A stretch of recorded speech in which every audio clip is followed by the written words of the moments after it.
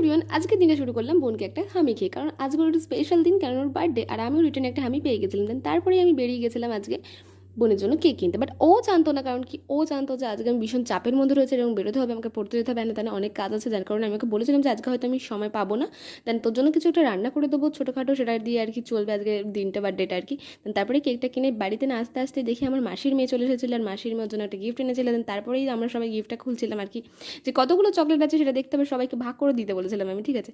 তার দেন ও তো খুলতে পারছিল, দেন আমি সেটা খুলে শুরু করে দিলাম। তারপরে সবাইকে ভাগ করে দিতে বললাম, আমি সবাইকে ভাগ করে দেয়, তুই একা খাবি না কিন্তু। তারপরে আমরা সবাই মিলে আবার একটু কুরকুরে খেতে বসে গেছিলাম, আর একটু ইয়ার্কি ঠাট্টা আরও মজা হচ্ছিলো। আর অনেক দিন পর সব বাচ্চা পাটির সাথে আবার আমি মিট করেছি, দেন আরও মজা হচ্ছিলো। দেন তারপরেই আমার মা বললো যে চলে আয়, বোনকে তো খেতে দিতে হবে, সকাল থেকে কিছু খাওয়া হয়নি। দেন তারপরে খেতে বসে পড়ে গিয়েছিলাম।